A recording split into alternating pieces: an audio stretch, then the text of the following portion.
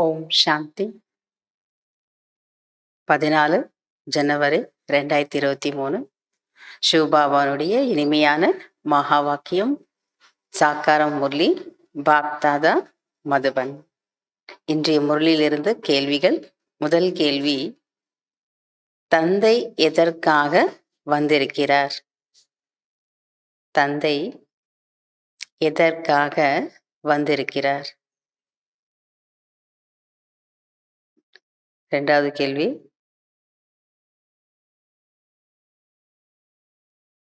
எதை அணிந்து கொள்ள வேண்டும்? எதை அணிந்து கொள்ள வேண்டும்?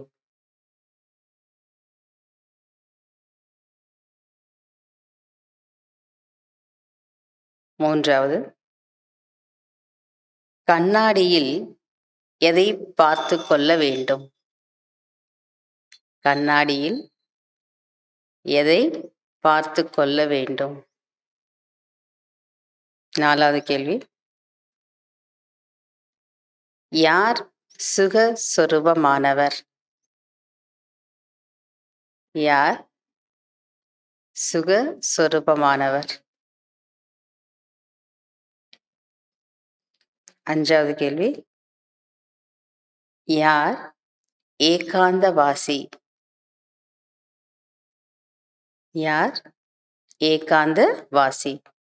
ஏகாந்தவாசினா தனிமை விரும்பியவர். ஃபில் அப் த பிளான்ஸ். ஃபர்ஸ்ட், நீங்கள் அரை கல்பத்துக்கு டேஷ் ஆகிறீர்கள். நீங்கள் அரை கல்பத்திற்கு டேஷ் ஆகிறீர்கள்.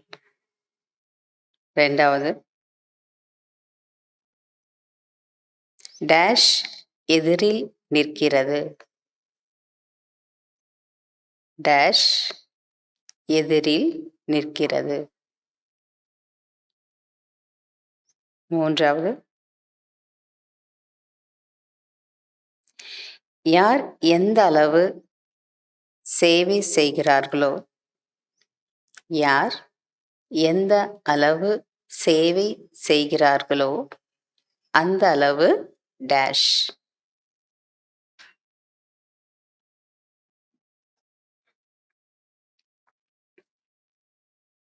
நான்காவது,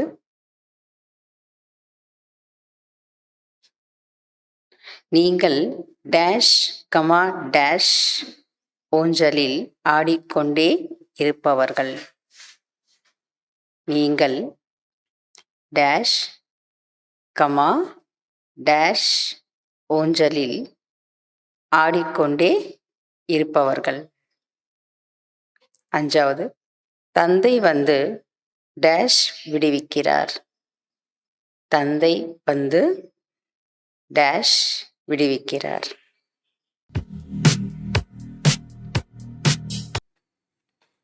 தந்தை எதற்காக வந்திருக்கிறார்?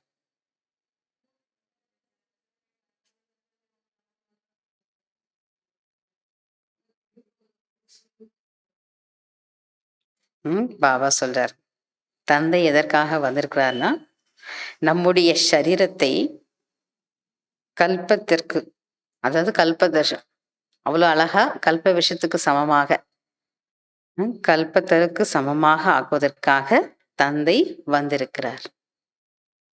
யார் முற்றிலும் கருப்பாக கல்லு புத்தி உடையவராக ஆகிவிட்டனரோ அவர்களை மீண்டும் வந்து தங்க புத்தி உடையவராக ஆக்க வந்திருக்கிறார். இதுக்காக தான் இன்னைக்கு தந்தை வந்திருக்கிறார். எதுக்காக வந்திருக்காரு? நம்முடைய சரீரத்தை கல்பத்தருவிக்கு சமமாக ஆக்குவதற்காக தந்தை வந்திருக்கிறாரு. ஒன்று. ரெண்டாவது விஷயம், யார் முற்றிலும் கருப்பா கல்லு புத்தி உடைய குழந்தையாக ஆகியிருக்கிறாங்களோ அவர்களை வந்து மீண்டும் தங்க புத்தி உடையவராக ஆக்குவதற்காக தந்தை வந்திருக்கிறார். இரண்டாவது கேள்வி, எதை அணிந்து கொள்ள வேண்டும்?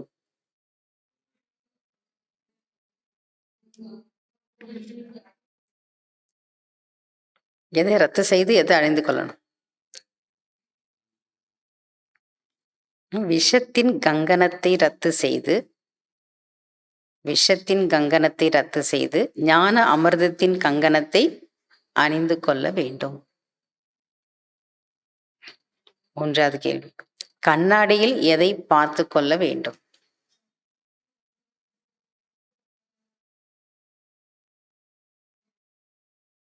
நான் எந்த அளவிற்கு சத்தியுக ராஜ்யத்தை பெறுவதற்கு தகுதியாக இருக்கிறேன்?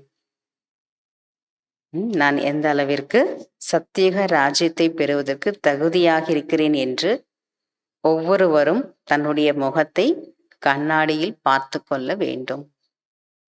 ஏன்னா சத்தியத்துக்கு போறதுக்கு நமக்கு என்ன வேணும்? தகுதி வேணும் இல்லையா? அதனால கண்ணாடியில பார்த்துக்குங்க, அந்த தகுதி எனக்குள்ள வந்துடுச்சா அப்படின்னு பார்த்துக்கணும். நாலாவது கேள்வி, யார் சுகஸ்வரூபமானவர்?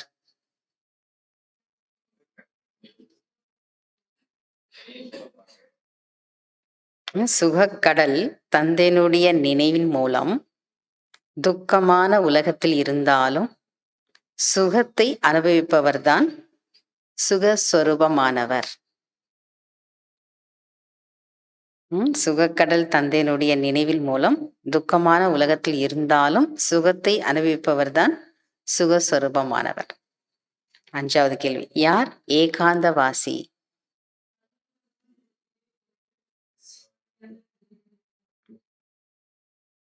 மனம் மற்றும் புத்தியை ஒரே ஒரு சக்திசாலியான நிலையில் நிலைத்திருக்க செய்வதுதான் ஏகாந்தவாசி ஆகுவது ஆகும். Fill up the blanks. நீங்கள் அரை கல்பத்திற்கு டேஷ் ஆகிறீர்கள். நீங்கள் அரை கல்பத்திற்கு அமரர்கள் ஆகிறீர்கள். இரண்டாவது, டேஷ் எதிரில் நிற்கிறது. மரணமா? மகாபாரத போர் எதிரில் நிற்கிறது. மூன்றாவது, யார் எந்த அளவு சேவை செய்கிறார்களோ அந்த அளவு டேஷ். யார் எந்த அளவு சேவை செய்கிறார்களோ அந்த அளவு பலன் அடைவார்கள். நாலாவது, நீங்கள் டேஷ் கமா டேஷ் ஊஞ்சலில் ஆடிக்கொண்டே இருப்பவர்கள்.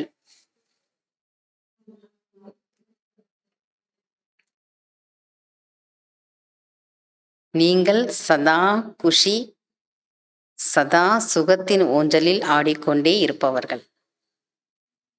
சதா இருந்தா தானே சதான்னு சொல்லியிருப்பீங்க இல்லையா? அப்ப சதா குஷியில இல்லை, அதனால குஷின்னு சொல்லிட்டீங்க. சதானா எப்பொழுதும். நீங்கள் சதா குஷி, சதா சுகத்தின் ஊஞ்சலில் ஆடிக்கொண்டே இருப்பவர்கள். அஞ்சாவது, தந்தை டேஷ் விடுவிக்கிறார். தந்தை காலனுடைய பிடியிலிருந்து விடுவிக்கிறார். தந்தை காலனுடைய பிடியிலிருந்து விடுவிக்கிறார். அச்சா. ஓம் சாந்தி. தேங்க்யூ பாபா.